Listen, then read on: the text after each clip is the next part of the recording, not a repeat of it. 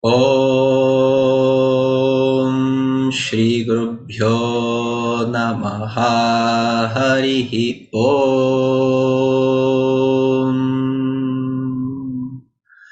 Shruti Smriti Purananam Alayam Karunalayam Namami Bhagavat Padam Shankaram Loka Shankaram Shankaram Shankaracharyam Keshavam Badarayanam Sutra Bhashya Kritau Vande Bhagavantau Punah Punaha Ishvaro Gururatmeti Murti Bheda Vibhagine Vyomavadvyapta Dehaya Dakshinamurtaye Namaha Om Sahana Vavatu Sahanau Bhunaktu Sahaviryam Karavavahai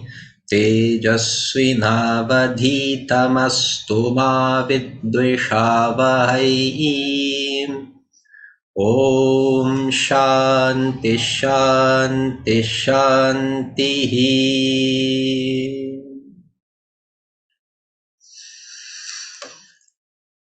Bom,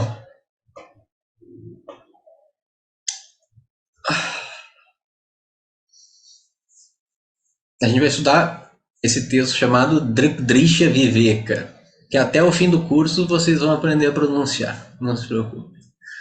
Dripdrisha Viveka, quer dizer, a discriminação entre o Drik, aquele que vê, e Drishya, aquilo que é visto. Discriminação quer dizer um discernimento.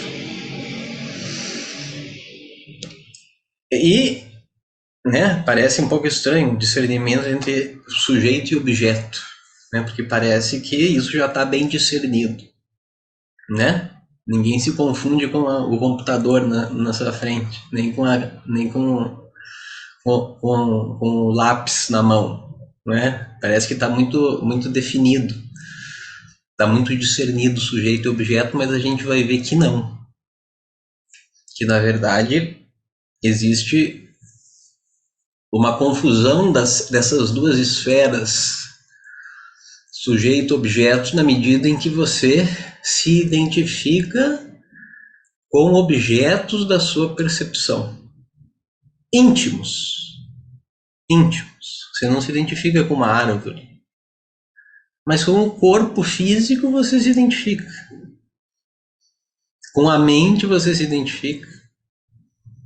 Com os pensamentos, com o prana, com a energia, com a vitalidade do corpo você se identifica. Tudo isso são objetos da sua percepção. Não são o percebedor. Isso cria toda uma série de sofrimentos. Na verdade, toda a série de sofrimento humano é criado por essa confusão, essa falta de discriminação entre sujeito e objeto. Esse texto que a gente vai estudar está dentro da tradição védica. O que é a tradição védica? A tradição védica é baseada no Veda. O Veda é o livro sagrado, a revelação, como se fosse a nossa Bíblia.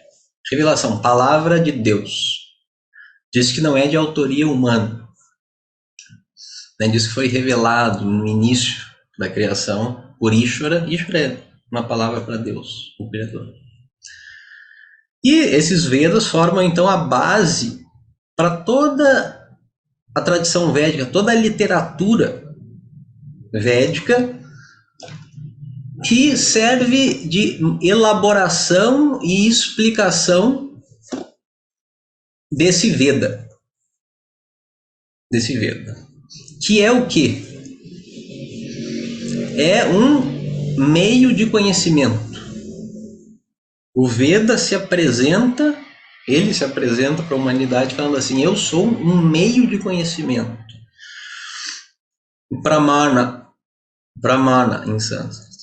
Aquilo através do qual você ganha prama. Prama quer dizer jnanam, conhecimento. Por isso a gente traz os meios de conhecimento, pramana. O Veda é um pramana.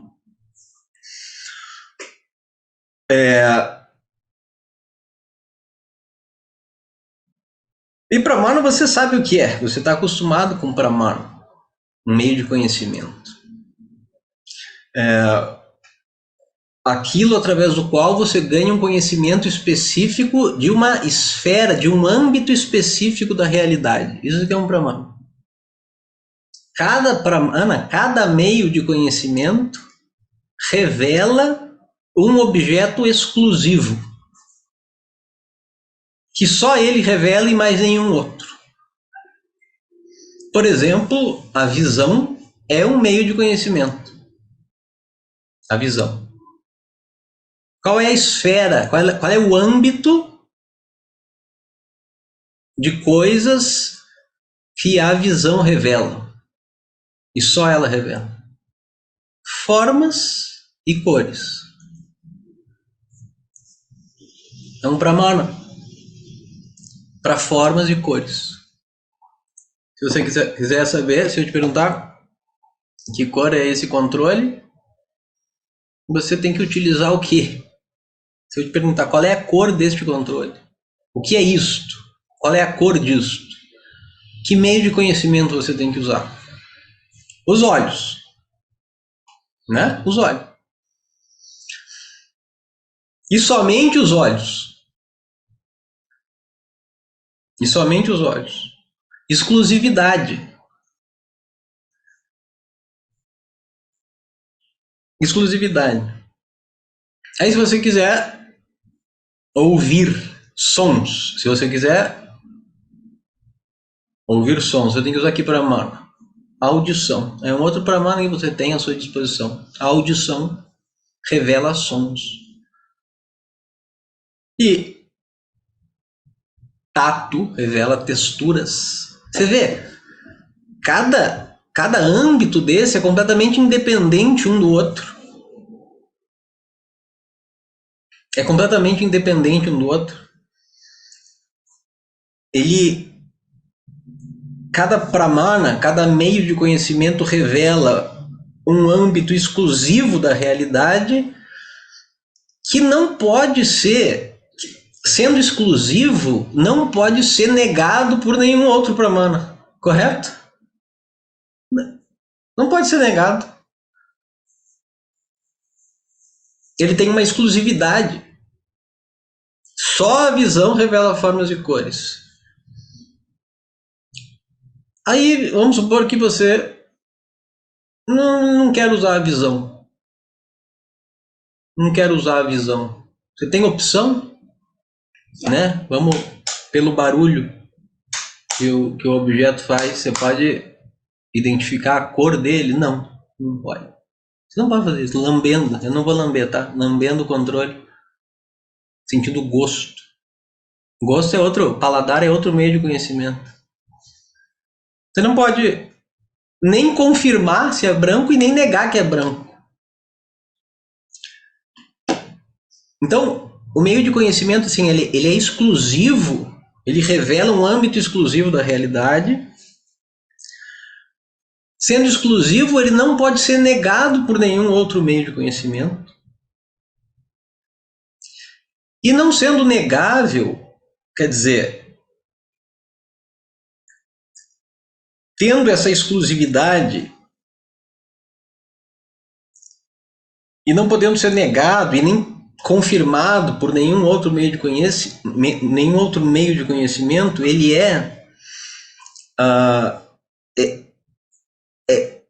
ele mesmo é a prova daquilo que ele revela, do conhecimento que ele revela.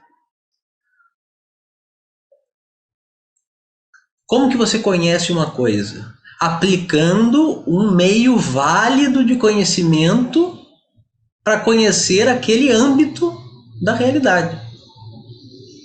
Se o meio for válido, se for realmente um pramana, a prova daquele conhecimento Você não precisa de prova. O próprio pramana, o próprio meio de conhecimento é a prova. Por exemplo, se eu perguntar de novo, que cor é esse objeto? Cida, que cor é? Branco. Prove. Prove que ele é branco. Como que você vai provar? A sua visão é a prova, não é? Ele é autoprobante. Ele se prova a si mesmo. Um meio de conhecimento válido, ele tem essas três características. Exclusividade, quer dizer, revela um âmbito da realidade que só ele revela. Portanto, não pode ser negado por nenhum outro meio de conhecimento que não tem acesso a esse âmbito, certo? Porque se tivesse acesso, seria supérfluo. Se o ouvido também visse, também enxergasse, não precisava de ouvido, né? Seria supérfluo. Dois meios de conhecimento que revelam a mesma coisa. Não. Cada um revela um âmbito exclusivo. Portanto, inegável por outros meios de conhecimento. E a terceira coisa, ele é a prova do conhecimento. Por que que cor é o controle branco? Por quê? Como que você vai explicar por que é branco? Né? Ou por que é preto? Por que o celular, que cor é o celular preto? Por quê? Prove que é preto. Não tem prova, a prova é a visão. Tanto que se você for no dicionário de sânscrito, a primeira tradução para pramana é prova. Assim, a prova não é porque ele absorve toda a luz, né? O preto absorve todas as cores. Então por isso que é preto. Assim como o branco ele reflete todas as cores, por isso que é branco. O preto absorve, não é assim na ótica, na física? O preto é aquele que absorve todas as cores. Por isso que é preto. Isso não é a prova de que é preto. Primeiro o cientista vê que é preto, depois ele vai pesquisar por que é preto e tal. Vê como? Pelo meio de conhecimento único para revelar cores e formas que é a visão. Você tem 5 meios de conhecimento. São 5 sentidos. 5 sentidos. Audição, visão, audição, visão não, vou pela ordem de sutileza, tá? Audição, tato, visão, paladar e olfato. Quem estudou o Tatuapota sabe desse grau de sutileza, não é o nosso assunto aqui. Bom, você tem esses 5 meios de conhecimento. O que o Veda revela, o Veda é um meio de conhecimento, tá? Obviamente que ele vai ter o seu objeto exclusivo. Ele vai revelar coisas que os nossos 5 sentidos não são capazes de revelar, senão ele seria supérfluo. Correto? Não seria um meio de conhecimento. Se o Veda falar o céu é cor-de-rosa, aí a gente vai dispensar o Veda. E o Veda não, se ele contrariar a nossa percepção, ou é uma metáfora para alguma coisa, aí vai ter uma hermenêutica para interpretar o Veda, ou senão a gente vai simplesmente descartar aquela afirmação, porque o Veda não é meio de conhecimento para a cor do céu. A gente sabe muito bem, não precisa do Veda para dizer, né? Qual é a cor da banana, né? A gente sabe, é amarelo. O Veda não vai dizer isso. Ele vai dizer outras coisas que não são acessíveis pelos sentidos, pelos nossos 5 sentidos, pelos nossos pramanas. Os pramanas que a gente opera. A gente opera os nossos sentidos. Mas não só, você não só dos cinco sentidos vive o homem. Boa frase. Nem só dos cinco sentidos vive o homem. Não é só pelos cinco sentidos que você vai, que você vive no mundo. Existe um outro meio de conhecimento que você usa o tempo inteiro, que é baseado na percepção sensível, mas não é percepção sensível, a gente chama inferência. É inferência. Você faz uma inferência para afirmar a existência de alguma coisa. A inferência, a lógica, a inferência, o silogismo, né, na tradição aristotélica, ocidental, é um meio de conhecimento também, válido, válido. Não é porque você não vê o fogo que você não chama o bombeiro. Se você olhar pela janela do teu apartamento agora e ver que na janela do apartamento da frente está saindo uma fumaçona preta, o que você faz? Você liga para o bombeiro. 192, né? 190 é polícia. 192, eu acho. Você liga lá. E diz o quê? Tá pegando fumaça no apartamento? Não, teu apartamento tá com uma fumaça. Não. Você não fala isso. Você tá falando?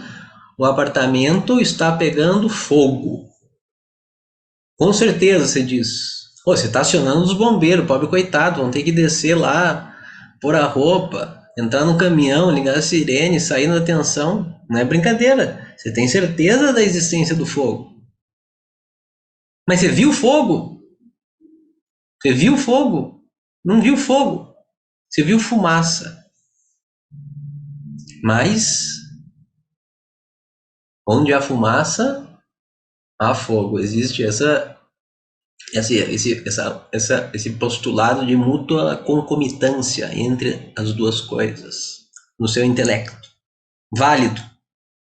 Válido.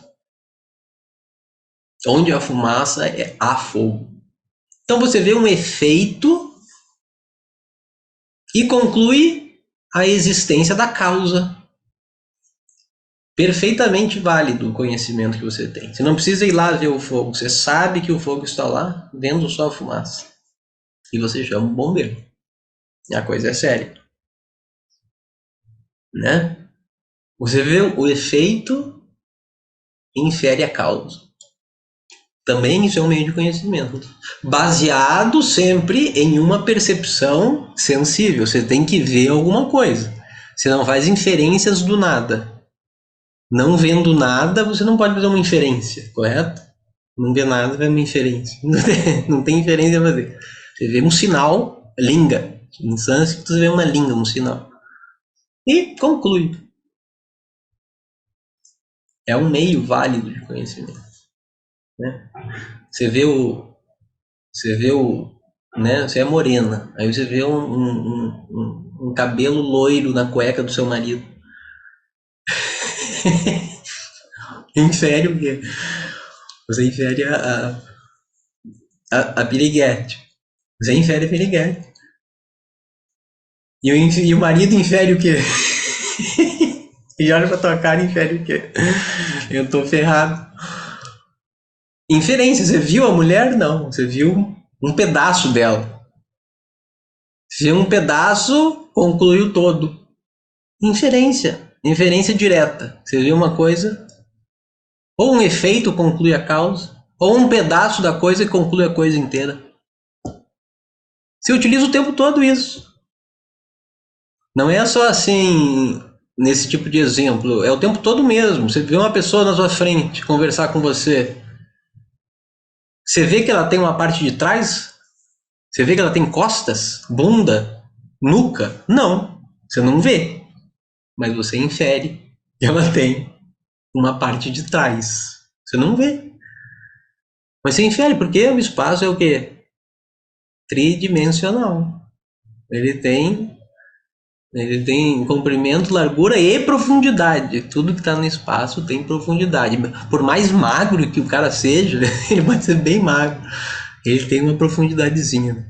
Ele tem costas, você sabe disso.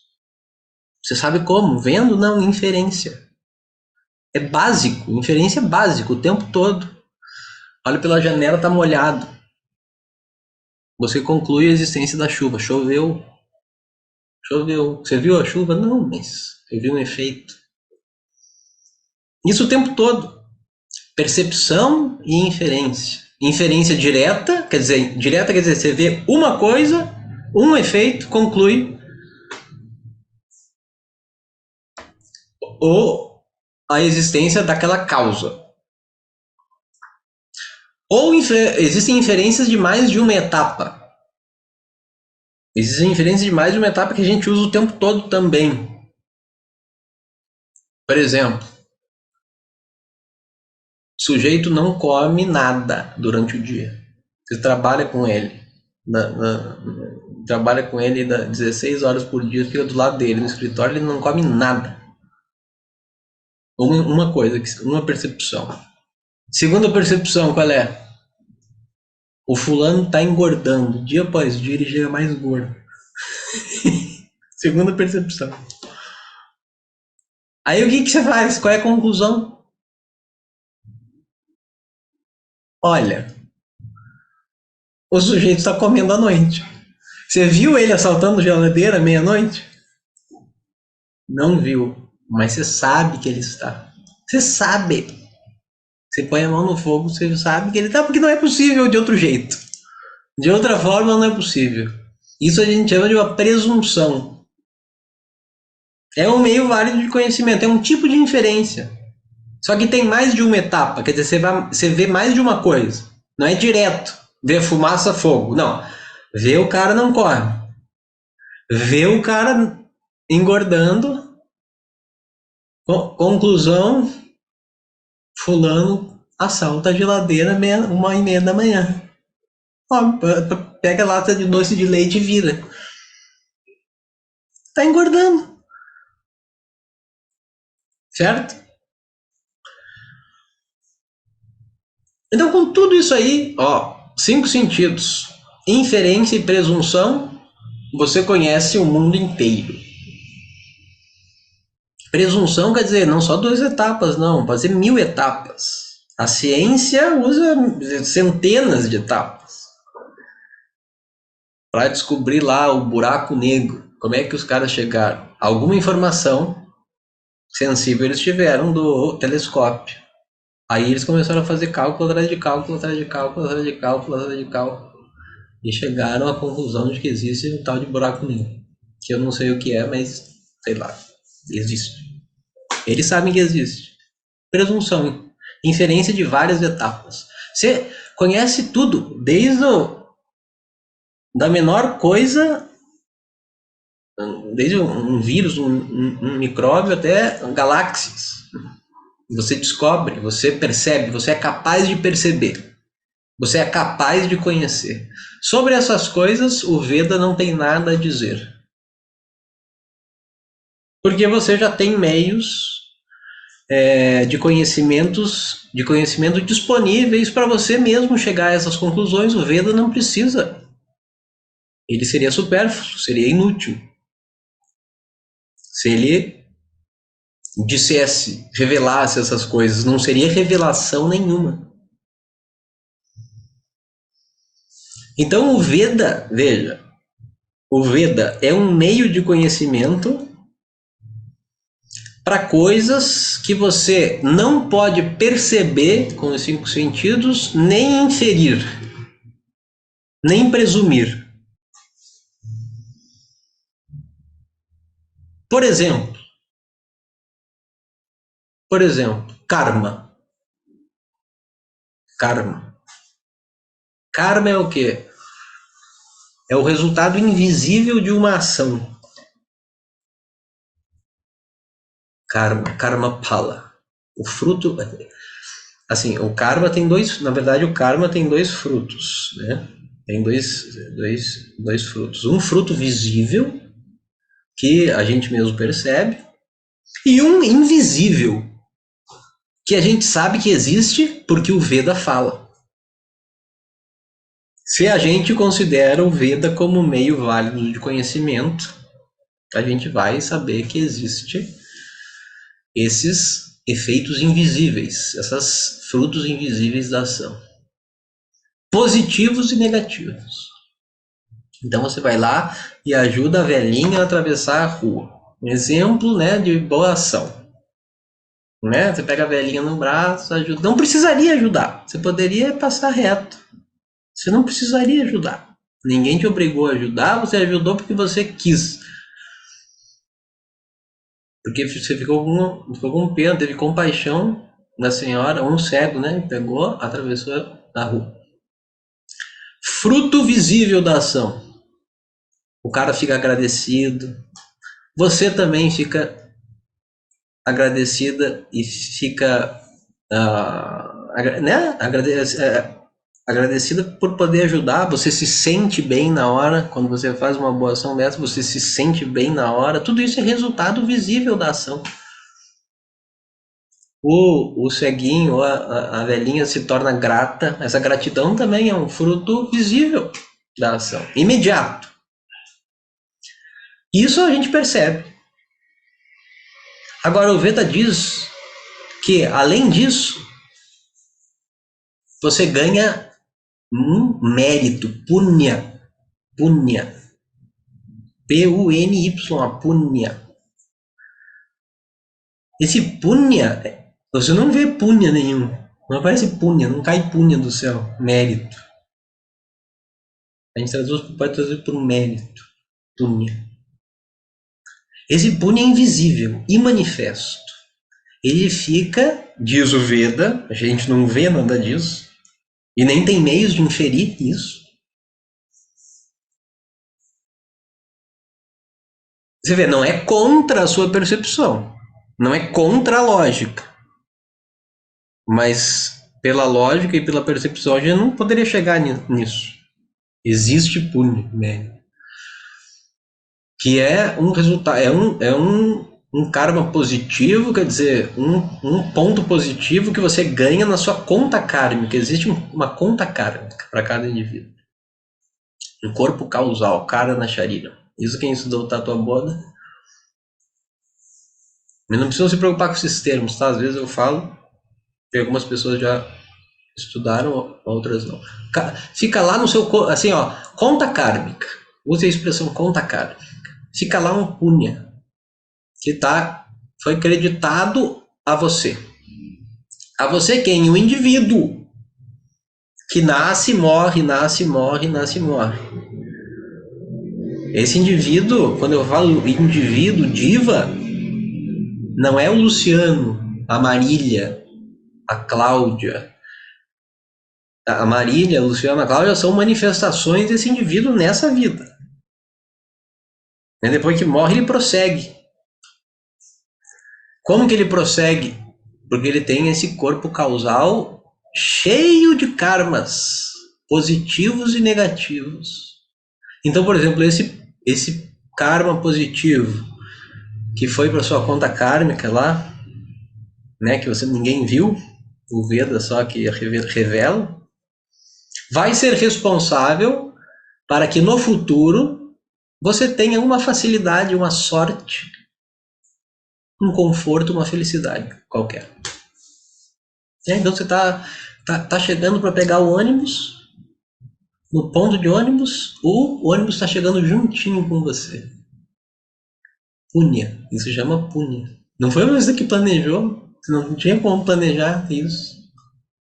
Mas é um conforto, é uma coisa, a gente diz que sorte, né? Que sorte, cheguei junto com o ônibus, não precisei esperar meia hora no ponto. Não é sorte, é punya. Algum punya. De alguma velhinha que você atravessou 10 vidas atrás, agora você pegou o ônibus na hora que ele estava passando. Punya, mérito. Não tem sorte. Né? Não tem sorte. Sorte quer dizer por acaso, não tem acaso. Na visão do Veda, não tem acaso. Não tem acaso porque o universo é criação de um ser onisciente, inteligente. Então não tem acaso. Tem karma. Karma de cada um entrelaçado um no outro. Totalmente entrelaçado. Uma coisa que nenhum computador do mundo jamais poderia calcular. Porque infinitas vidas, infinitos karmas cada diva tem. Enfim, Punya, existe Punya. Isso é revelação do Veda. Por exemplo, é uma revelação do Veda. Que você não poderia obter pelos meios de conhecimento que você tem à disposição. 5 sentidos e inferência. Não. Punya. E o contrário também existe. Papa. Demérito. Demérito quer dizer você causa mal a alguém. Causa mal a alguém. Propositalmente ou não. É claro que se for propositalmente, o karma é muito pior. O karma aqui que eu não digo é papam, tá? Karma ruim. Normalmente as pessoas ouvem a palavra karma e acham que é uma coisa ruim. Não. Tem karma punya, karma, é karma positivo, de ações, boas ações. E karma negativo. Ações, más ações, ações que vão contra o dharma, quer dizer, contra a virtude, contra a justiça, contra os valores universais. Então você machuca alguém por atos, por palavras. Não precisa dar um soco na cara da pessoa, mas você machuca ela às vezes por uma palavra. Isso é himsa. Himsa quer dizer violência. Dano. Causou dano para alguém, qualquer ser vivo, o que você ganha? Papa. Você vê, a pessoa causa um dano. O resultado visível desse dano é o quê? Não, a pessoa pode ficar arrependida, né? Esse arrependimento é um resultado visível da ação. O outro que recebeu o dano, que recebeu a violência, fica com raiva, é um resultado visível. Liga para a polícia vem, tudo resultado visível da ação. Não necessariamente você fica culpado, tá? Se for um psicopata, ele não fica nem um pouco culpado. Ele se sente até bem. Resultado visível. Mas mesmo pro psicopata, vai cair um papo, um demérito na conta kármica dele lá. Que depois, no futuro, você vê, esses resultados, tanto positivo quanto negativo, são imanifestos, invisíveis. Não são manifestos agora. No futuro, eles vão ser manifestos. É dito que se for um karma muito bom que você faz, muito bom, ele se manifesta nessa vida mesmo, ele se manifesta. Yoga Sutra diz isso. Se for um karma muito ruim, o Papam também se manifesta nessa vida mesmo. Isso é dito. De qualquer maneira, esse Papam vai ser responsável por uma situação no futuro próximo, imediato nessa vida ou em outra vida desconfortável para você. Desconfortável, ruim, desprazeroso, desagradável. Então você está chegando no ponto, tá chegando no ponto de ônibus, o que está acontecendo? O ônibus está acabando de sair. Por um segundo eu não peguei a porcaria do ônibus. Papo. Algum pequeno papo. Você matou um mosquitinho. Papo. É um papanzinho. Não é acaso. É papo. Demérito. Que se manifesta no futuro. Você vê, isso é... Qual é o meio de conhecimento para isso que eu estou falando? É a percepção sensível? Não. É o Veda. A palavra do Veda. O Veda é Shabda Pramana. Shabda Pramana quer dizer um meio de conhecimento na forma de palavras que revelam certas realidades. Você não pode dizer, por exemplo, tem muita gente que argumenta a karma não existe. Por quê? Porque olha lá o sujeito, ele está prejudicando todo mundo, ele está roubando, ele está matando, ele está não sei o que e está desfrutando de uma boa vida. Portanto, karma não existe. Ei. E aí? Não. Por que não? Porque percepção não é meio de conhecimento para karma. O cara pode estar tendo a vida boa que ele quiser. Percepção sensível da vida boa do cara não é meio de conhecimento válido para karma. O contrário também. A pessoa está tendo uma vida sofrida pra caramba. Acorda às 3 da manhã, pega 80 ônibus. Chega em casa 2:30 da manhã e só ajuda as pessoas. Só tem 10 reais no bolso, a pessoa pede, ela dá. E tá levando uma vida sofrida. Então karma não existe. Não. Não. Percepção não é meio de conhecimento para esse assunto, para esse âmbito da realidade chamado karma. O Veda é. Vocês entendem? O Veda, ele é um meio de conhecimento. Toda a primeira parte do Veda, ó, isso é tudo introdução, tá? A gente vai estudar Vedanta. Vedanta quer dizer, anta quer dizer o fim, a parte final dos Vedas. Agora tem Veda Purva, a parte inicial dos Vedas, a primeira parte dos Vedas, que constitui a maior parte do livro. Se o Veda for, você pensar no Veda como um livro, é assim, um livro de 1000 páginas, 990 páginas é Karma Kanda, fala sobre karma. As 10 últimas é Vedanta, é a parte final dos Vedas que trata de outro assunto, a gente vai ver. Toda a primeira parte dos Vedas trata de quê? Meios ritualísticos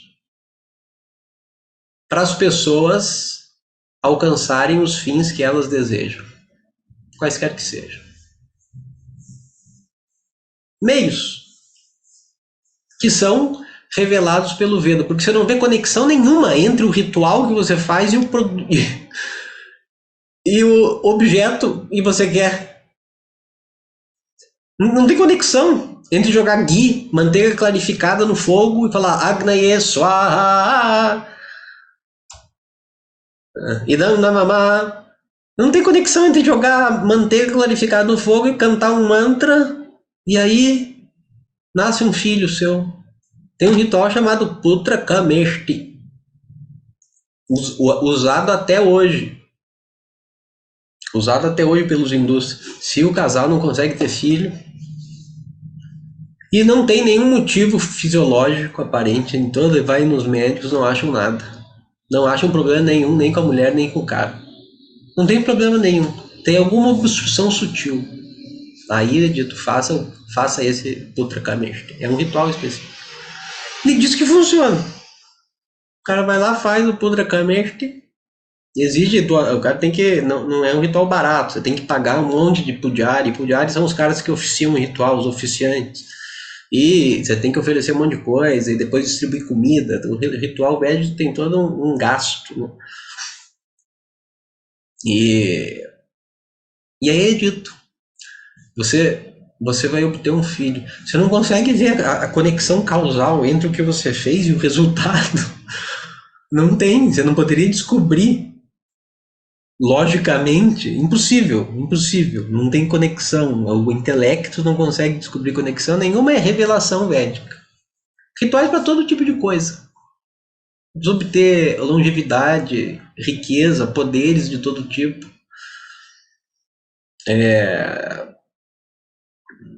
Soberania,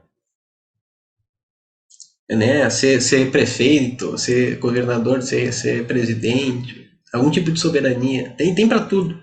Para eliminar todo tipo de obstáculo. Inclusive para ir para o céu. Swarga. Paraíso. Tem também. Aí é uma mistura de rituais e meditações. Que não é assim que você faz uma vez. Não, o cara faz a vida inteira. E o resultado prometido é Swarga. Swarga quer dizer o quê? Céu, paraíso, quer dizer o quê? Não é que nem na tradição cristã, né? Ela vai para o céu e aí fica lá para sempre. Não existe isso, né? Você fica lá eterno, você vai para lá e fica eternamente aí. O eterno não pode começar, correto? Eterno não pode ter um começo, né? A experiência começou a experimentar o eterno agora. Daqui a 5 minutos eu vou começar a experimentar o eterno. E o eterno é aquilo que já existe agora, né? Ele não pode começar. A experiência do eterno começou. Então não é eterno. Se o céu é eterno, o céu já existe agora. Você não está reconhecendo, então. É uma outra história. Né? Se o céu foi produzido por Punya, dos teus rituais e das suas meditações e das suas orações. Quer dizer, foi produzido por um tanto de mérito limitado que te levou para lá. Quando esse mérito acabar, a experiência de Swarga acaba e você volta. É assim que o Veda fala. Lógico. Não é contra a lógica. Contra a lógica é você vai para o céu e fica lá para sempre. Aí, conflito de Pramana. Conflito. Não pode haver conflito. A lógica diz uma coisa ou o Veda diz outra. Não, peraí. O Veda não é lógico, mas ele não é contra a lógica. Ele não pode dizer uma coisa ilógica. O eterno começará. Né? Você faz esses rituais aqui, aí você vai ter um resultado infinito. Ei! Um esforço finito não pode ter um resultado infinito.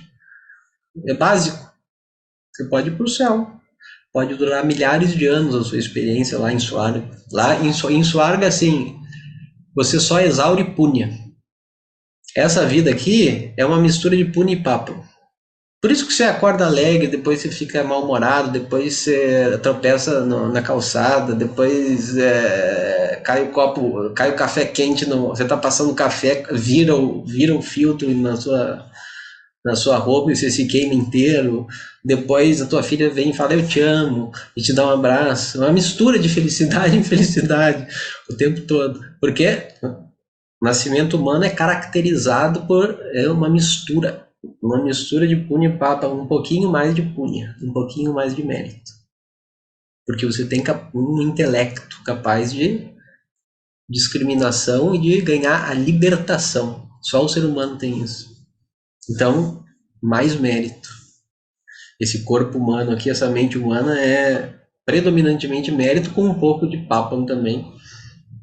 Óbvio que responde pelas experiências desprazerosas que a gente tem. No céu não tem isso. Swarga, é só Punya. É só manifestação de mérito. Então, assim, não tem situação desagradável. Tudo que você quer está presente. Né? Tudo que você deseja está presente na sua frente. E você está com a capacidade de usufruir do objeto também. Está bem disposto. Porque aqui na Terra aqui não é assim, né? Às vezes o objeto que você gosta está na sua frente, mas você não está disposto. Mas não pode usufruir.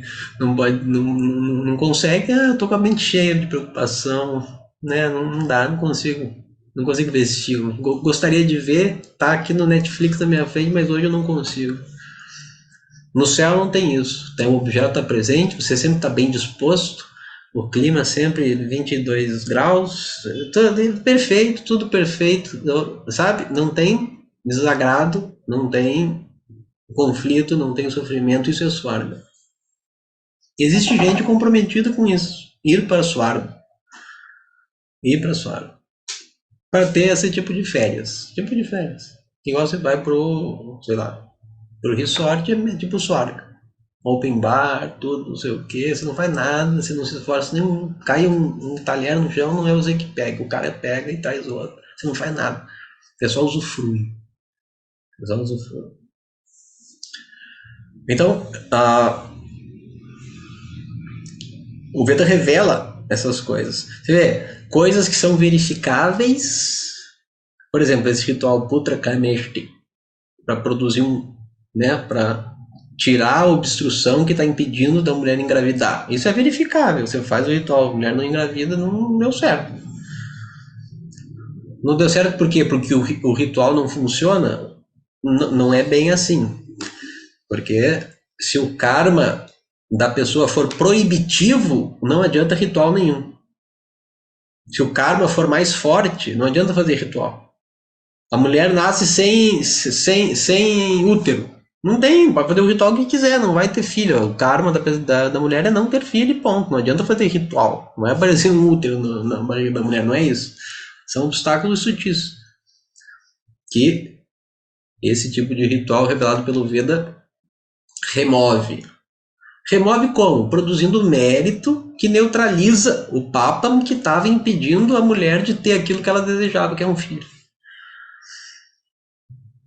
Coisas verificáveis e coisas não verificáveis. Suarga, por exemplo.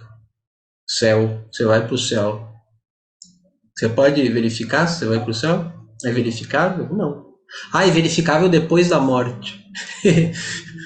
Depois da morte significa o quê? Não verificável, né? Não pode verificar. Você tem que crer até o fim. E por isso que religioso tem esse negócio de converter você, né? Porque sempre resta uma dúvida, né? Será que eu vou mesmo? Não é verificável. Então, se você acreditar junto comigo, a minha dúvida fica. O meu intelecto continua duvidando, mas ele se apazigua um pouco, porque mais gente acredita junto comigo. Se eu for o único acreditando, é mais difícil. Tá? Uma egrégora, né? Várias pessoas acreditando, nós vamos para o céu. Que nem aquelas seitas malucas, né? Os caras foram pro topo da montanha, né? Todo mundo se matou, porque o guru lá disse que era o fim do mundo. Vocês lembram disso? Não aconteceu. Enfim, nem sempre eu estou falando disso. Verificáveis, coisas não verificáveis. A primeira parte do Veda revela rituais, karmas, ações que produzem resultados de todo tipo, verificáveis e não verificáveis. E as pessoas que têm Shraddha no Veda como meio de conhecimento válido seguem o Veda. Para elas, você não precisa se perguntar para um Vaidika, prove que existe karma. Ele vai falar, o Veda fala. Não, mas prove. Mas como assim prove? O Veda é um meio de conhecimento válido. É a mesma coisa que falar, prove que isso é branco. Ei, eu estou vendo que é branco. A visão é um meio de conhecimento para cores.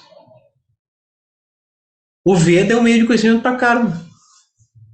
Se a pessoa tem Shraddha no Veda, tem confiança no Veda como meio de conhecimento, a própria afirmação do Veda de que existe karma é a prova de que existe karma. Não pode pedir para ela provar, isso é tudo bobagem. E as pessoas não entendem o que é Pramana, o que é meio de conhecimento.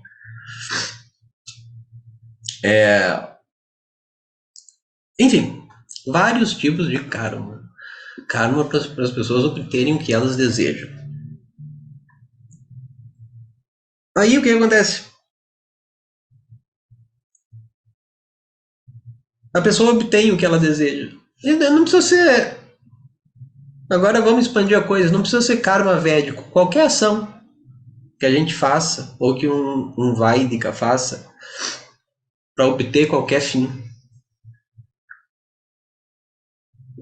Aí, né, a ação para produzir o seu resultado, ela tem que ser assim, uma ação competente, né? Na direção certa. Você tem que botar o esforço adequado na direção certa. Tem um tempo também que você tem que esperar. Tem que fazer ação por um tempo.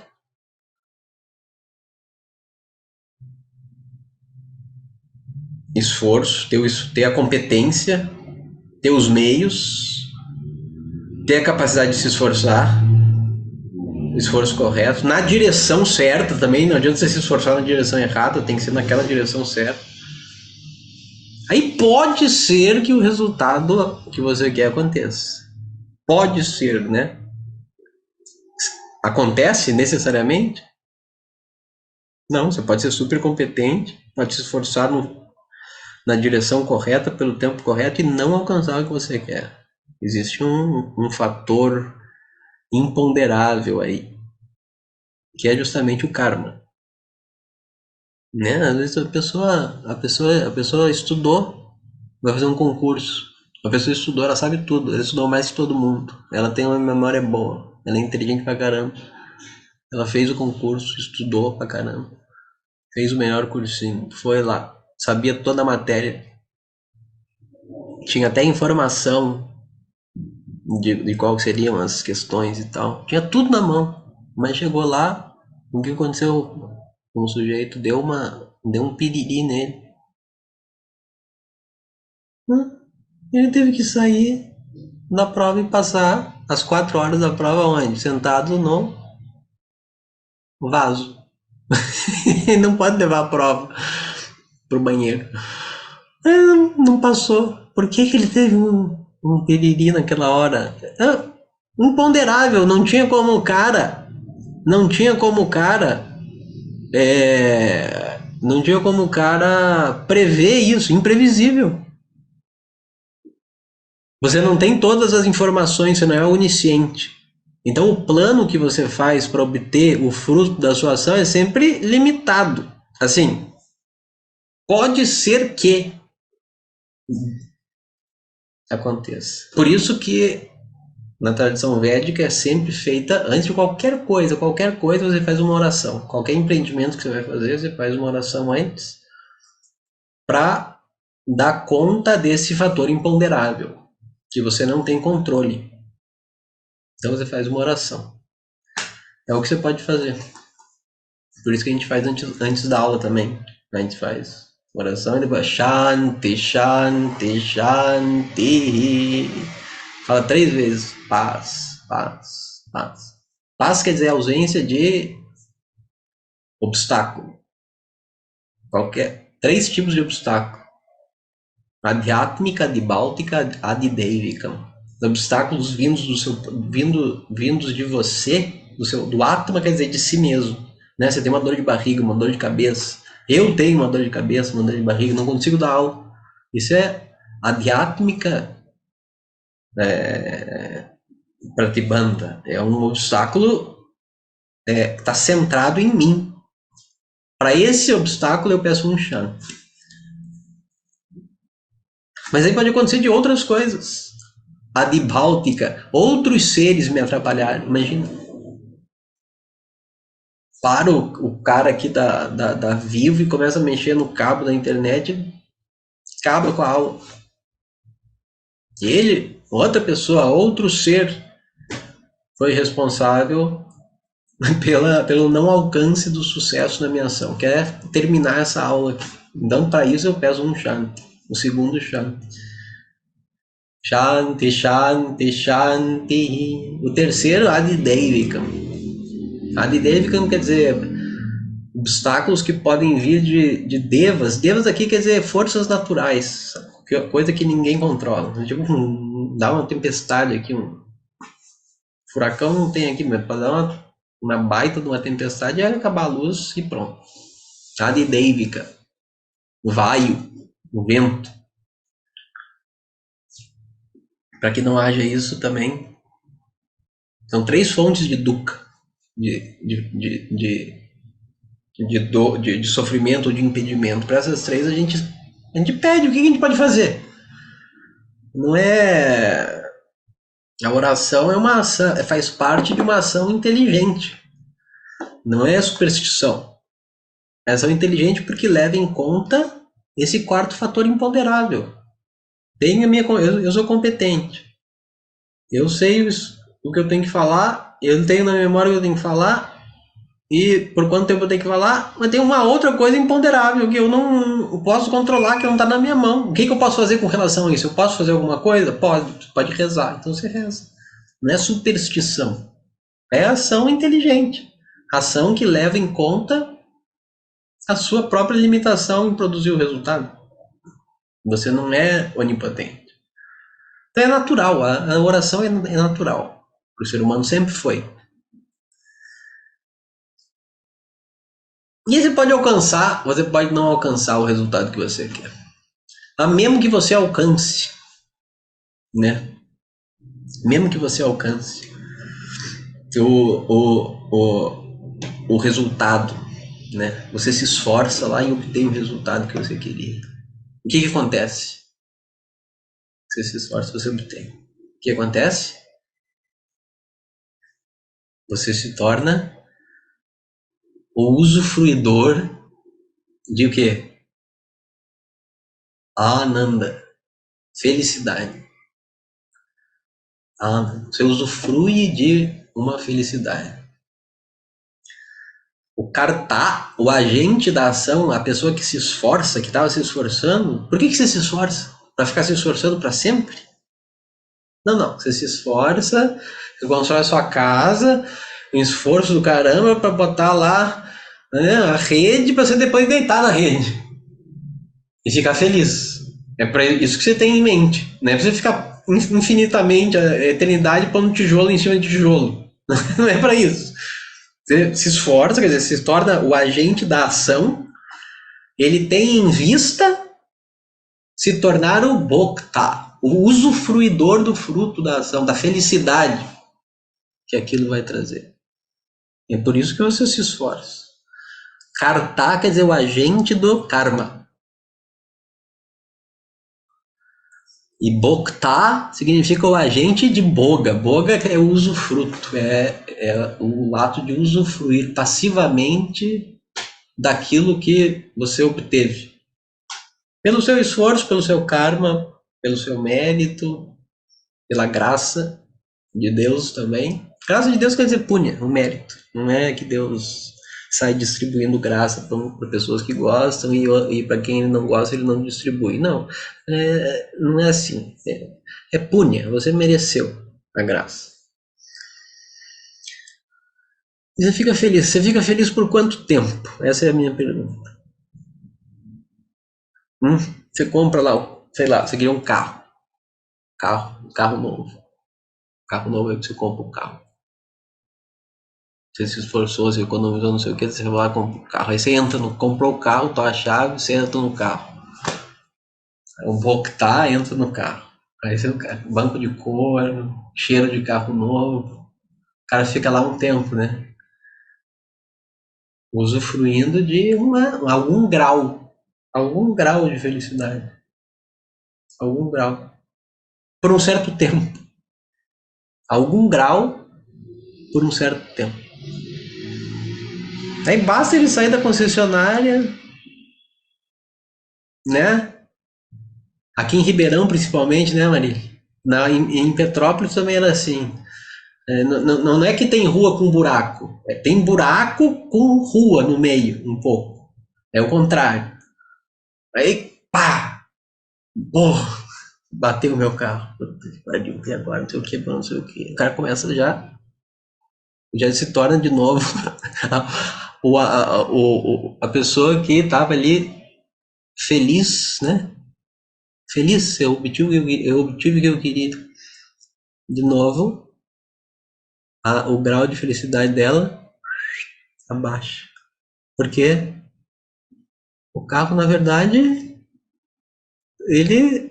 o carro é felicidade? Não, carro não é felicidade. Dependendo do modo que você vê, você pode dizer, é bom, né? Facilita, é bom, mas é infelicidade também. Né? Quando chega lá o IPVA, você vê, você fica feliz? Não, você fica triste. Você não fica feliz. Bate o carro, você tem que ter manutenção do carro. Se é R$7 a gasolina, tem a manutenção do carro. Você tem que pagar o IPVA do carro. Quer dizer, você não tem carro, né? Você tem um carro alugado, você tem que pagar. Você tem que pagar, não é seu, né? Você tem que ficar pagando ainda. Você comprou o carro e tem que ficar pagando. Quer dizer, o que é isso? E o que é carro? É felicidade ou infelicidade? Você compra o carro, o fruto da sua ação. Você fica feliz por quanto tempo? Você fica feliz enquanto a fantasia que você projetou naquele negócio fica lá. Muito pouco tempo. Em muito pouco tempo o mundo desfaz a sua fantasia. Basta um buraco, basta um pneu furado, basta o IPVA, basta a gasolina, basta tanta coisa. Basta o carro ser roubado. Agora você tem que cuidar, agora você tem que pôr na garagem. Não tem garagem, tem que pagar uma garagem externa. Um monte de coisa, um monte de dificuldade, um monte de dukkha, um monte de sofrimento associado. Isso é sukha ou é dukkha? Sukha é felicidade, dukkha é sofrimento. Carro é sukha ou é dukkha? A gente não sabe dizer. Isso não é nenhuma das coisas, o carro é um carro. A felicidade do cara dura enquanto dura a fantasia de que o carro é mais do que o carro.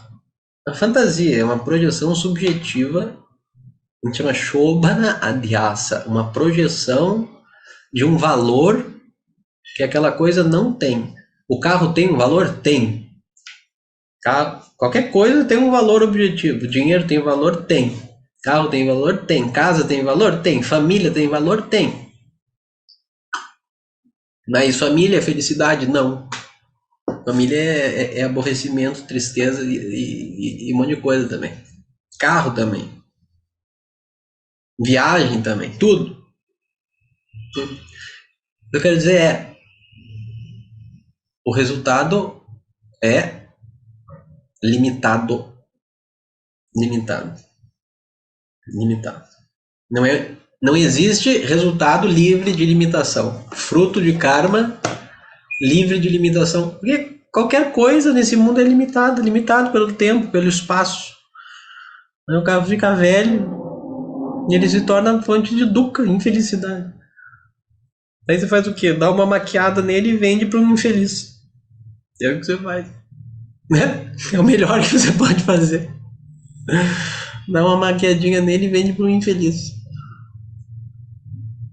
O infeliz que vê o seu carro como fonte de felicidade. O mesmo carro que você vê como fonte de dukkha. Tipo, esse carro só me traz desgraça, eu vou vender. Tem um cara que compra. Incrível. Porque ele vê a mesma coisa como suca. Ah, mas que maravilha de carro, olha só. Só tem 100 mil quilômetros. Tá barato e não sei o que, e bababi. E ele vê como uma fonte de projeção subjetiva. Não tem nada a ver com o carro, é um carro. O que tem a ver com felicidade? Né? Felicidade não vem do carro. Felicidade não vem do carro. Carro não é felicidade. Você vende o carro, você se livra do carro e fica feliz. O cara que compra o carro também fica feliz. É contraditório. Se o carro for... O carro não é nem uma coisa nem outra. Depende de uma projeção que você faz. E uma projeção baseada em quê? Ignorância. Ignorância. Ignorância. Porque tudo que você pode alcançar é limitado. E você tem que entender o seguinte: felicidade é ser livre de limitação. É isso que é felicidade. E quando que você é feliz? Você pode dizer quando que você é feliz? Assim, qual é a causa da sua felicidade? Você não pode estabelecer conexão causal. Sempre quando eu faço isso eu sou feliz. Você não consegue dizer. Sempre que eu vou no parquinho eu sou feliz. Não, nem sempre. Nem sempre. Às vezes sim. Quando? Quais vezes são essas? Quando você está empurrando lá a sua filhinha e não sei o que no balanço e você, sei lá, se integra ali na situação e esquece. Do que você esquece? Você esquece de todos os julgamentos que você tem sobre o eu, que são carentes.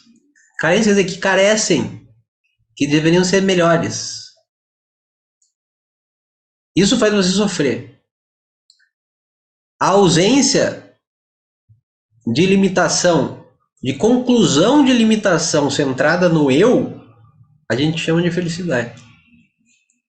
A prova disso é o sono profundo. É a prova mais clara e que todo mundo conhece diariamente, todo mundo dorme. O que é a experiência do sono profundo? Sono profundo, tá? Sushupti, não sonho. Sonho é um outro estado. Sonho você sofre também. Aqui você sofre também. No sonho você também conclui um monte de porcaria a respeito de você mesmo, eu isso, eu aquilo, eu tenho que fazer isso, eu aquilo, não fiz aquilo, babá, tudo isso. Tudo isso que inibe. inibe felicidade. Inibe. Felicidade não, ó. Já vou adiantar, felicidade não é fruto de uma ação, né? Felicidade não é fruto de uma ação. Fruto de uma ação é um resultado concreto qualquer limitado. Isso não é felicidade. O que acontece é que, às vezes, você quer tanto uma coisa, quando você alcança aquela coisa, toda a sua mente se resolve. Tem uma dissolução, tem uma resolução. Todos aqueles julgamentos, aquelas carências, aqueles, né, julgamentos limitantes sobre si mesmo não estão na sua cabeça, saem da sua cabeça. Porque o objeto que você queria te absorve completamente. E você fica feliz. Porque a felicidade a felicidade que está aí, eu já vou adiantar um pouquinho o assunto, a felicidade que está aí, que na verdade é a sua natureza. Não estou dizendo isso de passagem, tá? Não estou provando nada, eu só estou afirmando agora, vocês acreditem em mim. Fica desobstruída. No sono é isso que acontece. O sono não é só uma experiência de ausência. O que é o sono? É uma experiência de ausência? Não, não só isso. Uma experiência de ausência, né? Não tem mundo, não tem pensamento de eu, né? Nem eu estou dormindo, não tem esse pensamento. Senão você está acordado.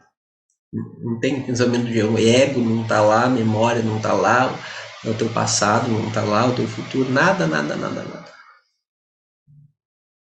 Não tem nada.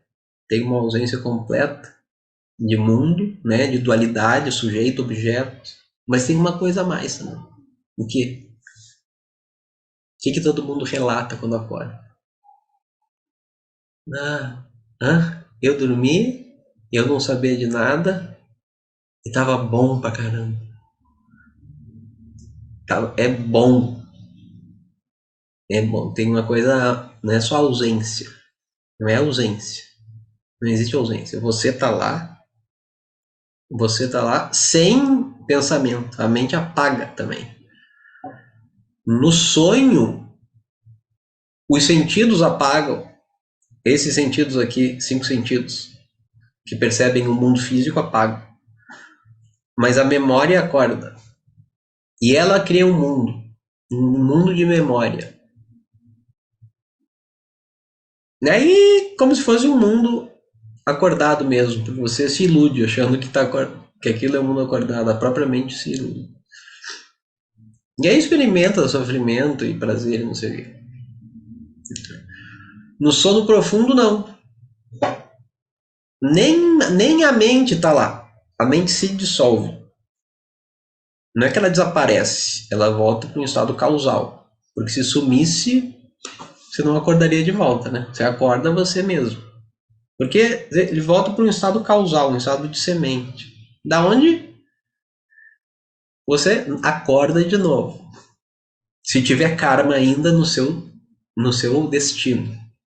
Se não tiver karma para você experienciar, você não acorda. Vão tentar acordar a pessoa, ela está morta.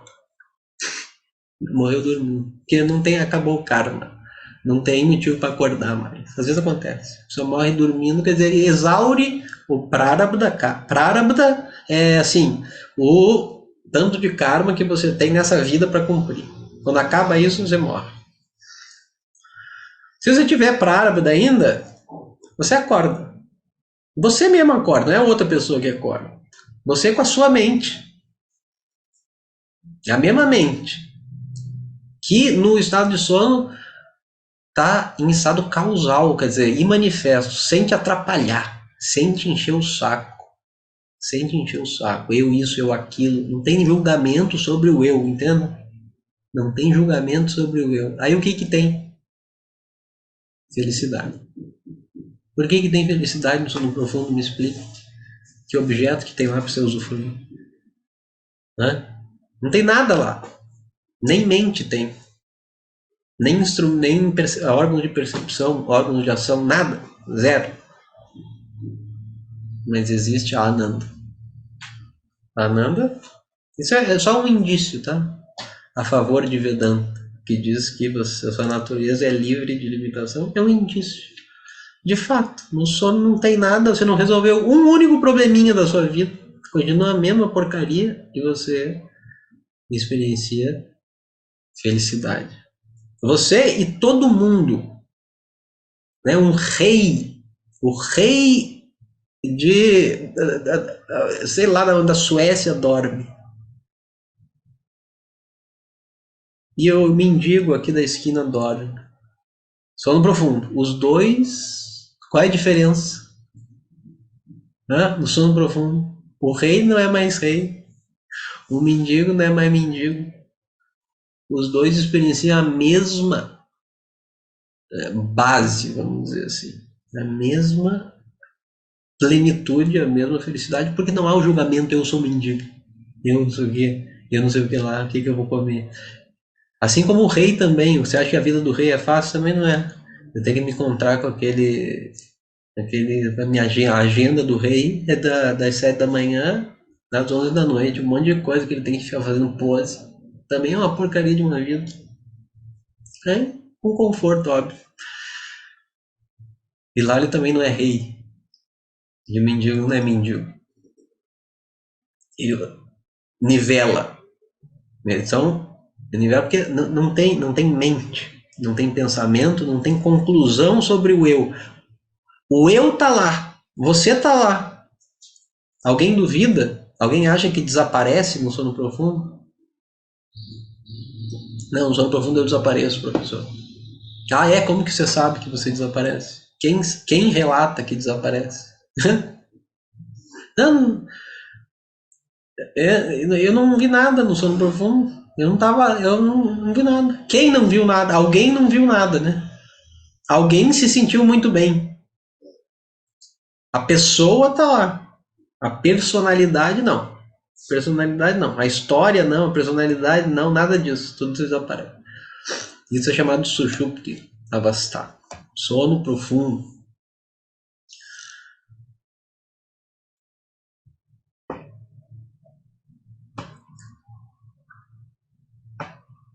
Então você vê, a felicidade, ela não é o resultado de uma ação. Não é o fruto de uma ação. Ou de uma situação que você alcança. Ou de um relacionamento que você tem com uma pessoa. Porque tudo isso é limitado. É limitado. Tem pontos positivos e pontos negativos. Tem começo, tem fim. O yogi, quem que é o yogi? No Yoga Sutra, o Vyasa fala assim, o yogi é como um olho. Lembra dessa, Cida? No Yoga Sutra? Capítulo 2 ele fala, o yogi é como um olho. É como um olho porque ele vê tudo? Não, não é isso. É porque é como tecido ocular, ele quis dizer. O tecido ocular é o quê? Né? Por que você fica piscando um monte de vezes, fica lacrimejando o tempo todo, piscando, limpando? Porque se cair um fiozinhozinho de algodão minúsculo no seu olho, o que você faz? O que você sente? Dor? Se cair o algodãozinho aqui, você não sente dor nem aqui, nem aqui, nem aqui, nem em lugar nenhum. Mas no olho, se cair uma poeirinha, a pessoa já começa assim, e já não sei o que, sopra aqui, água, não sei o que. Sensível. Sensível à dor. Esse guia, o yogi é como um olho porque ele é sensível à dor, à dukkha, do mundo. Então, o yogi, só de saber que tem um fim, tem um prazer, por exemplo, só de saber que tem um fim, ele já fica triste. Ele já sofre. Ele não se regozija no mundo, vamos dizer assim, procurando as coisas que as pessoas em geral procuram. Porque sabe, ele tem a sensibilidade de sentir a dor inerente em possuir coisas, em ir atrás das coisas, em manter as coisas e depois perder as coisas. né? Que nem querem um cachorrinho, né? Sempre a minha mulher e minha filha vão pegar um gatinho, não sei o quê. Um gatinho significa o quê? Duca. Sofrimento, porque você vai ter que pegar o gato, aí você tem que tratar do gato, aí você vai ter que gastar dinheiro pro veterinário do gato, aí você tem que ter não sei o que no gato, depois o gato vai ficar doente depois de 10 anos e vai morrer, e todo mundo vai ficar chorando. Aí, essa visão. Assim, não que ele não possa ter um gato. Pode ter um gato? Pode. Mas gato é felicidade? Eu vou ficar feliz com o gato? Não. Gato. Você pode dizer que é felicidade, como você pode dizer que é tristeza, sofrimento. Qualquer coisa no mundo que você diga que é felicidade, eu posso dizer que é sofrimento. Qualquer coisa, uma casa é felicidade. É infelicidade também. É sofrimento também. É limitado. Isso que chama limitado. E felicidade é ser o quê? Livre de limitação. Você não é feliz quando você tem uma casa, quando você tem um carro, quando você tem isso. Você é feliz quando num dado momento, você não julga a si mesmo como carente de alguma forma. Carente quer dizer que carece de alguma coisa, que precisa ser algo que não é. Entende? Tem uma dualidade. Eu desejo e o objeto desejado está longe. Essa distância, né? Existe você, quem você é, e existe uma noção ideal de quem você deveria ser para ser feliz. Isso é carência. Carência. Em todos os sentidos você é carente. Todos. Fisicamente você é carente. Você é carente. Carece de saúde, de melhor saúde, de mais tempo. Carece de viver um dia a mais, né? Não morrer hoje, nem amanhã, nem depois.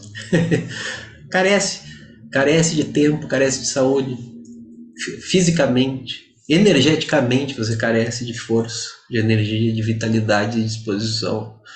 Intelectualmente você é carente. Emocionalmente você é carente. Tanta mágoa, tanta coisa, tanta culpa também. Mágoa é o mal que eu fiz, é o mal que me fizeram. Culpa é o mal que eu fiz para os outros. Carência emocional. Ninguém me ama. É carente. Carência em termos de amor afetiva, carência física, carência afetiva, carência intelectual, carência energética, carência religiosa, carência cívica, carência política. De qualquer ângulo que você veja a si mesmo, você é carente.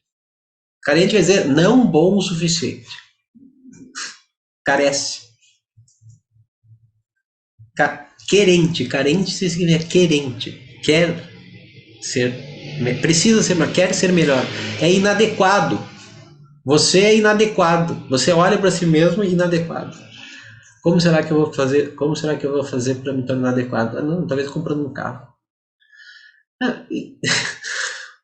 Vai ser um cara aí ilimitado dentro de um carro limitado.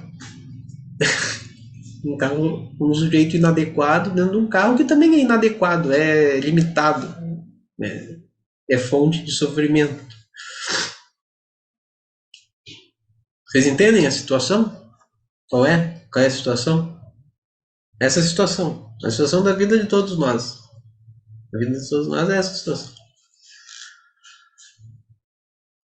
Aí para esse yogi, ou para esse vivek, yogi é a pessoa que tem discriminação, que vê o que? A limitação de tudo. E entende que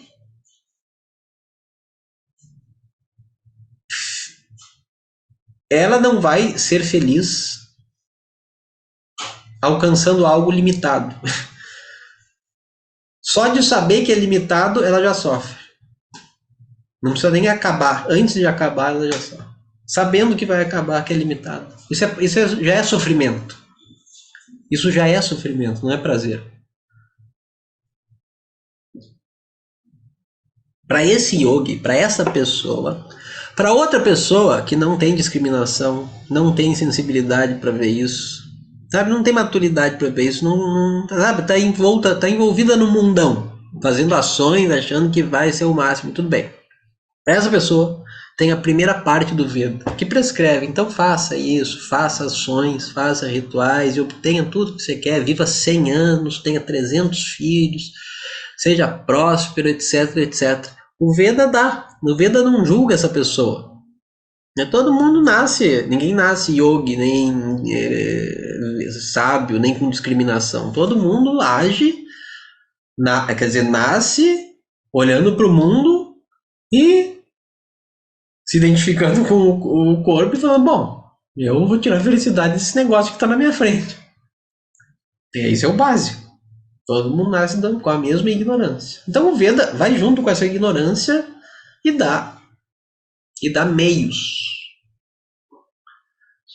Na primeira parte do Veda, meios dela agir para ganhar mérito, meios adequados, pelo menos, entendeu? Adequados. A pessoa vai agir, vai ganhar mérito, vai aos poucos, quem sabe, purificar a mente dela, porque para fazer toda a disciplina que exige os rituais védicos, as meditações, etc., que estão na primeira parte do Veda, a pessoa precisa ter uma certa concentração, ela precisa ter um certo tempo livre, uma certa calma, sabe? Senão ela não consegue fazer. Ela precisa focar, precisa fazer oração, japa. Japa você pega o colar de precisa fazer 10 voltas, 108, ou não vai. Faz parte da disciplina lá que o cara faz. Pô, o cara vai ter que sentar e vai ter que fazer. Quer dizer, ele vai qualificar a mente dele de alguma forma, né? A mente que fica fantasiando um monte de coisa, ela vai ter que parar ali. Para conseguir fazer 10 voltas de japa, você tem que parar. Senão não adianta, senão você não vai conseguir fazer. Você vai ficar desesperado. Você tem que dar um basta nessa mente que fica projetando. Ela tem que parar. Então você tem que ter uma concentração. Você tem que ter uma certa tranquilidade e tal. Isso prepara a pessoa também para uma mente mais clara e mais tranquila, para ela se questionar, afinal de contas, o que eu estou fazendo aqui? Por que eu estou perseguindo todos esses fins limitados? Que vai dar em quê no fim? Vai dar na morte, vai dar na decadência, vai dar na velhice, vai dar na doença, vai dar no abandono, vai dar nisso. Realmente. Né? Então, qual é o objetivo?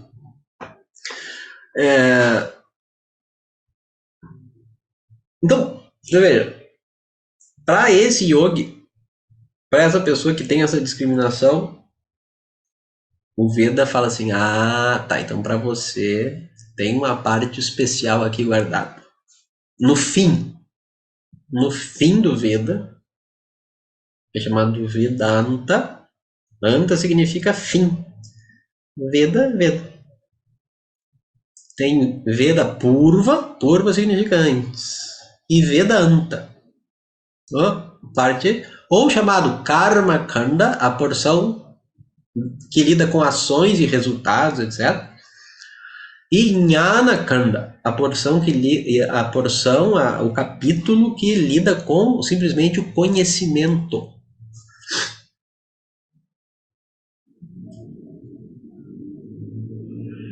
Conhecimento de quê? Atma Jnana, ou Brahma Jnana. Conhecimento do livre de limitação. Porque você quer ser livre de limitação. Não me diga que você quer isso ou você quer aquilo. Não é verdade. Você quer isso e aquilo para que, quando você conseguir isso ou aquilo, a tua mente se resolver e você não pensar, não julgar a si mesmo como uma pessoa carente e se sentir bem. É isso que você quer. Você quer ser livre desses julgamentos, dessas limitações centradas no eu. Quando não tem isso, você é feliz. Não precisa alcançar nada. É por isso que é muito comum na natureza, por exemplo, as pessoas ficarem felizes. Assim, você sai à noite, você olha para o céu estrelado. Né? O que você quer do céu estrelado? Você vê aquela, né? Tem uma constelação ali. Você cobra alguma coisa do céu? Que o céu seja diferente do que é? Aquela estrelinha poderia estar um pouquinho mais para cá, talvez aquela um pouco mais para lá. Se eu fosse arranjar, sabe, eu não deixaria as Três Marias assim, é meio tortinho, né? Poderia ser um mais reto. A pessoa tem um problema mental. Normalmente a pessoa olha para o céu, é grandioso, quer dizer, a natureza é grandiosa. E você não cobra nada dela porque você sabe que ela é perfeita de alguma maneira. Mesmo que você não seja religioso, você sabe que aquilo é perfeito. É perfeito. Você não cobra nada do céu. O céu não te cobra nada também. Tá só você e o céu estrelado. Não tem cobrança um do outro. Você se aceita. Você aceita o céu te aceita, você se aceita. E ali você usufrui de um momento de felicidade. É fato. Por isso que as pessoas gostam da natureza. Vamos pro mar, vamos pra praia, vamos pra não sei o quê. Porque ela olha aquilo, o horizonte e tal. Há uma ausência de cobrança. Há uma ausência de julgamento com relação ao eu. Quando há essa ausência, a felicidade, a mesma de sempre, brilha. Não existe uma felicidade da praia, outra da montanha, outra do céu estrelado, é sempre a mesma, que é você, né? Não é um objeto da sua percepção também. Você não objetifica a felicidade, você é feliz. Se você objetificar a felicidade, nesse mesmo instante você fica triste, né? Por que eu estou feliz? Começa a objetificar a felicidade, analisar a felicidade. Por que será que eu estou feliz? Você não vai descobrir motivo nenhum. Você vai ficar triste. Você vai começar, por que eu isso? Por que eu poderia ser melhor, eu poderia ter mais dinheiro, eu poderia ter outro emprego, eu poderia... Esse negócio...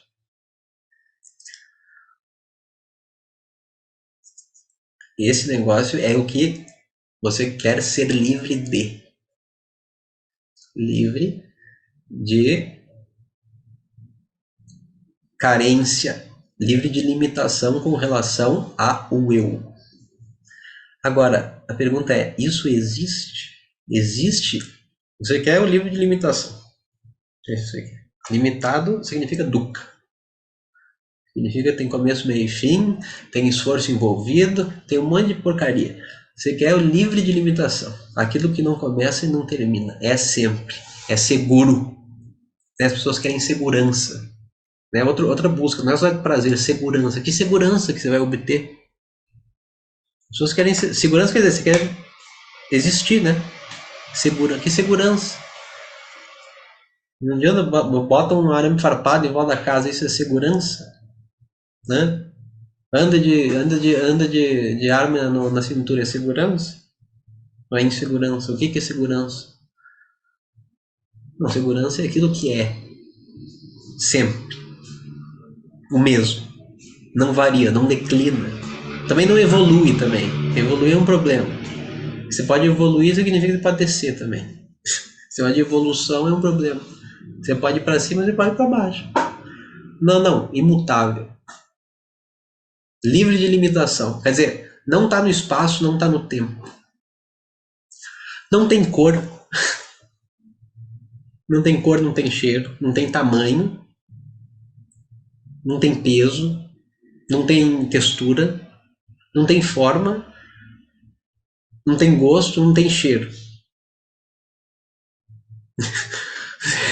Mas não existe então, mas não me interessa esse negócio, não me interessa, né? Não tem qualidade nenhuma, não tem tamanho, não dá pra... Não tem... Não dá pra experimentar, pô. Não tem cor, não tem textura, não tem gosto, não tem cheiro, não tem cor, não tem tamanho. Não dá pra experimentar, não quero isso. Livre de limitação não existe. Toma esse sorvete livre de limitação aqui, nunca vai acabar. Nunca vai acabar porque não existe. A pergunta é, o livre de limitação existe? Porque livre de limitação significa o quê? Não pode estar no espaço. Se está no espaço, significa que tem partes. Se tem partes, é limitado, pô. Foi montado, foi construído. Se tem partes, significa que vai se desmontar. É isso que significa. Foi montado, desmonta. Isso que significa ser montado, significa que vai se desmontar uma hora. Igual esse corpo aqui, vai acontecer isso. Tá no espaço, quer dizer, tem partes, vai ser desmontado, vai acabar. Tá no tempo também. Tá no tempo significa o quê? Esse fator que constantemente está causando mudança. Mudança, mudança, mudança, mudança. Então agora você está bem. Daqui a 5 minutos você já não está se sentindo bem, você já está mal, você já está infeliz. Por que você está infeliz? Você nem sabe, mas a mente mudou. Mudou a guna. Estava sato a guna, depois veio alguma lembrança, alguma coisa, você viu, o inconsciente ligou com algum fato do passado, pronto, é o suficiente para você ficar triste. Muda. Livre do tempo, livre do espaço, sem característica nenhuma, sem cor, sem tamanho, sem forma. Isso é livre de limitação, porque se tiver uma forma é limitado. Isso aqui é limitado, porque um controle remoto não é um copo. Pelo fato de ser um objeto específico, um gênero de objeto específico, uma espécie de coisa. Controle é limitado, por quê? Controle não é copo.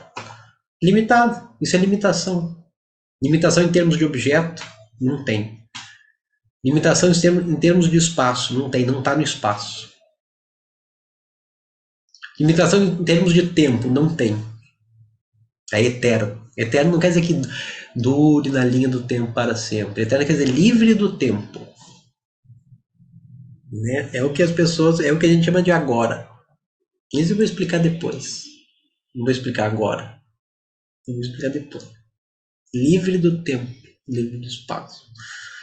Livre de ser um objeto, não é um objeto. Isso existe. Isso tudo bem, isso é livre de limitação, mas não existe. Asti existe. Existe, mas não é realmente um objeto, você está correto. Você está correto, não é um objeto. Não é um objeto. Mas é uma coisa que não é um objeto. Que não pode ser objetificado nunca, jamais. Porque se pudesse, seria objetificado no tempo, no espaço, seria limitado. Não é o que você quer. Existe o livre de limitação, é chamado Brahma. Brahma, a gente tem uma cerveja aqui, né, Brahma? Os indianos, quando vêm aqui, vêm a cerveja Brahma, eles ficam ao mesmo tempo encantados, ao mesmo tempo eles ficam horrorizados, porque eles não bebem álcool, né? Então, a cerveja Brahma, eles não sabem o que pensar. Eles não sabem se é uma homenagem, se é uma blasfêmia. Brahma. Brahma significa o grande, livre de limitação. O grande. Né? Grande normalmente é um adjetivo. O copo grande, a maçã grande, o planeta grande, a galáxia grande, a pitanga grande. Né? Para cada uma dessas coisas, o grande é um tamanho. Não é o mesmo tamanho. É um adjetivo para uma coisa. O quão grande pode ser uma pitanga? Né? Assim? Grande é um adjetivo. Aí, no sânscrito, eles pegaram esse brihat, que é o adjetivo grande, que vem da raiz brih, crescer, e fizeram um substantivo nesse brih. Da raiz verbal brih, crescer, eles fizeram um substantivo. Aquilo que é o grande, que não pode crescer mais. Em português a gente teria que traduzir como o grande, sabe? Grande como substantivo, o grande. Quer dizer, o livre de limitação. Esse Brahma. Esse Brahma, isso existe? Existe. Brahma Vidapnoti Param. Alcançando esse Brahma, Brahmavit, aquele que conhece esse Brahma, Paramapnoti, ele ganha Param, o livre de limitação. Conhecendo uma coisa, você ganha aquela coisa? Não, você conhece um carro, você não ganha um carro. Você vê um Porsche na rua, você não se torna dono do Porsche. Você conhece Brahma, você ganha Brahma porque você é Brahma. Essa Essa é a revelação de Vedanta, que é o que nos interessa. A revelação na página primeira do Veda, Karma, não sei o que, ir para o céu, e não sei o que, não nos interessa, é limitado, a gente não quer isso. A gente quer esse Brahma, livre de limitação. Que o Veda diz, toma-se. Tat, Brahma, esse Brahma, toma-se, é você. Esse é a afirmação que é um meio de conhecimento a ser compreendido por você. Você é livre de limitação. Mas como, professor? Aí você aponta as suas limitações apontando o quê? Objetos da sua percepção que variam. Não, mas professor, como que eu sou livre de limitação? Né? Eu estou envelhecendo. Pois é, você é testemunha do envelhecimento do corpo. Olha que coisa incrível. O corpo não é testemunha do envelhecimento de porcaria nenhuma. O corpo está mudando. Ele não pode ser testemunha da mudança. Se você mudasse junto com a mudança, você não testemunharia a mudança. Você entende isso? Você muda junto com a mudança, quer dizer, não tem ninguém de fora para ver a mudança. Você perceber a variação de qualquer coisa, você não pode variar junto. Por exemplo, os pensamentos na sua mente variam. Você é um pensamento na sua mente? Não, por que não? Porque você vê os pensamentos variando. Quem vê os pensamentos variando? Essa é a pergunta. É um pensamento que vê outro pensamento?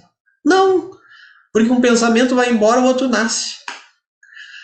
Aí depois esse morre e o outro nasce. O pensamento é assim, ó, chamado kshanika, momentâneo. Nasce e morre, nasce e morre, nasce e morre. Não dá nem tempo de falar oi, ele já foi. Isso que é vritti, pensamento. Pensamento é isso aqui, ó, já foi. Isso que é atividade mental, é essa. Você é testemunha da atividade mental. Tanto que você consegue ouvir uma frase que eu digo, eu não falo devagar, não, eu falo rápido. Você entende a frase. A frase é o quê? Uma palavra depois da outra. O pensamento de uma palavra vem, aí vai embora, vem o pensamento da segunda palavra, vai embora, vem o pensamento da terceira palavra, vai embora. Quem que aprecia o significado da frase? Qual dos pensamentos? Que pensamento que objetifica outros pensamentos? Não tem. Pensamento não objetifica nada. Pensamento é inerte. Não tem luz própria. Pensamento é inerte. É uma coisa que você vê. Quem é esse que vê? O Veda diz, esse é livre de limitação. Consciência, esse ser consciente, é livre de limitação. O problema é que esse ser consciente livre de limitação ignora a sua própria natureza. Por quê? Eu já vou finalizar, tá? Eu sei que a aula tá longa. Por quê? Por que você ignora a sua natureza? Porque você não tem meios de conhecimento para o conhecedor. Você quer conhecer o conhecedor. Como? Como que o conhecedor que opera os meios de conhecimento vai conhecer a si mesmo? O conhecedor que está por detrás do olho, vendo o que o olho vê. O ser consciente. Que está por detrás do ouvido, ouvindo o que o ouvido ouve. Você pode ouvir o conhecedor? Não, o conhecedor é aquele que ouve. Você pode ver o conhecedor? Não, o conhecedor é aquele que vê. Você pode fazer uma inferência sobre o conhecedor? Não. Não, porque você não tem nenhum dado. Para você fazer uma inferência, você tem que ver alguma coisa. Você tem que ter um dado sensível. O conhecedor não é um objeto. Nunca. Ele é aquele que objetifica tudo. Como que você vai fazer uma inferência para descobrir a natureza do conhecedor. Como? Me explique. Que inferência? Qual é o silogismo? Todos os homens são mortais. Sócrates Sócrates é um homem, portanto Sócrates é mortal. Isso é uma lógica, inferência, silogismo, né? É isso. Todos os homens são mortais. É uma percepção sensível que todo mundo tem. Os homens são mortais. Uma afirmação genérica, mas que vem da experiência. Todo mundo vê todo mundo morrendo. Os homens são mortais. Que Sócrates é um homem, todo mundo vê também. Ele tá na cara, com aquela barba.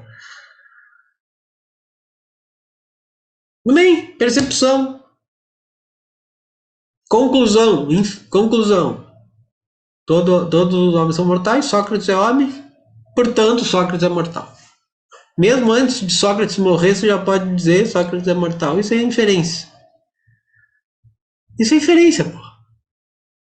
Parte de dados sensíveis. Você vê alguma coisa? Você vê os homens mortais? Você vê que Sócrates é mortal? O que você vê de você? Nada.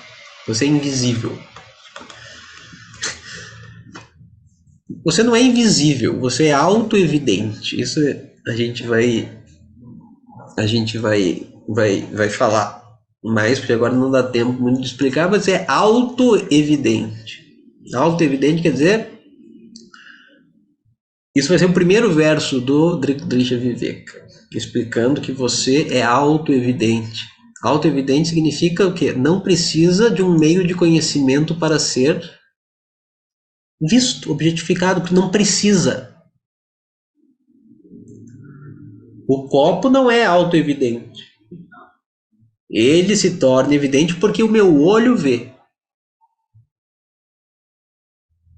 Minha visão ilumina o copo. Aí o copo se torna evidente. Então a visão é auto-evidente? Não.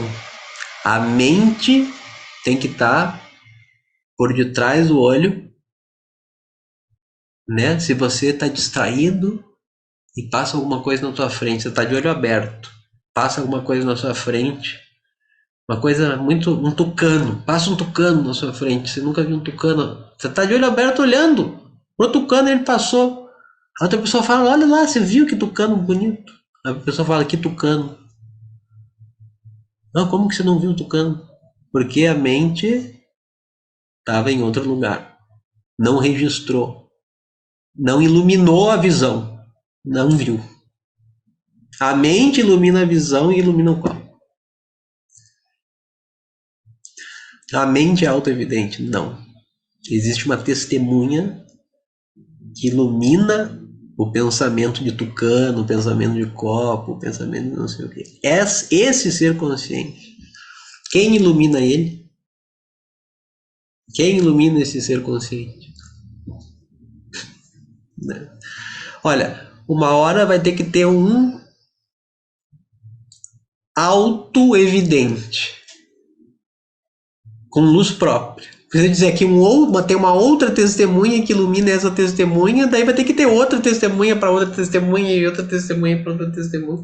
Isso chama regresso ao infinito. Isso não existe. Isso é uma falha lógica. Não existe regresso ao infinito, porque você está vendo o copo. O copo é evidente. Por quê? Porque você é auto-evidente. Você tem luz própria. Aí você pode iluminar o pensamento, que ilumina os sentidos, que ilumina o mundo inteiro. Esse você, essa consciência é livre de limitação. Isso a gente tem que descobrir. Por quê? Sabendo disso, você não precisa se tornar livre de limitação.